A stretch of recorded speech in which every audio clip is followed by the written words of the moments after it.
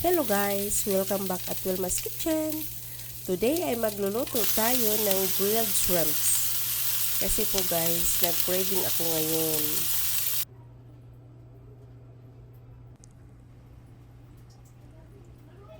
Over high heat, i-grill po natin ang ating shrimp. Yung shrimp pala natin, we just seasoned salt and pepper. Wala na pong iba, salt and pepper lang po siya. Ayan, i-grilled natin. Simple lang ito guys.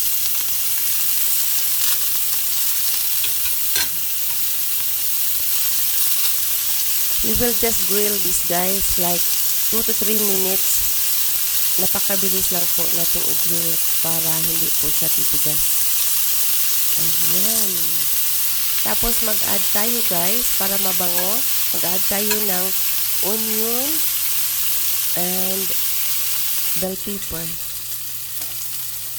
Pwede rin maglagay kayo ng leeks or whatever you like. Tomato. Pero ako, ito lang, bell pepper lang at onion ang ilagay ko guys. Kasi gagawa ako ng sausawan mamaya. Yan, nilagyan ko rin siya ng leeks. Yung leeks guys, yung parang spring onion siya, pero mas mataba, mas malaki. Ayan. Yan lang po guys. Then, flip na natin. Pag ganyan na po siya, luto na po siya guys.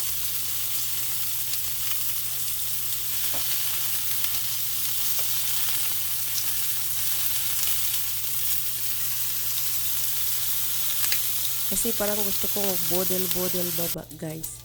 Tapos ito yung aking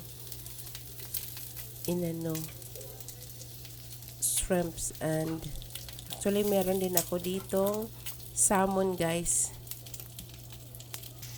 Pag mag-fry ka ng salmon guys, dapat yung flesh muna yung ilagay mo, flesh side.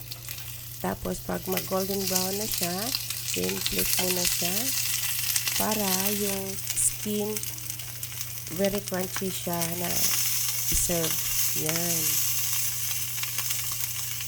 Salt and pepper lang po ang nilagay ko dito guys kasi gagawa nga ako ng sausawan na may soy sauce, lemon at yung pang Pinoy style.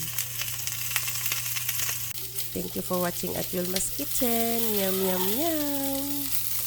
Craving solved.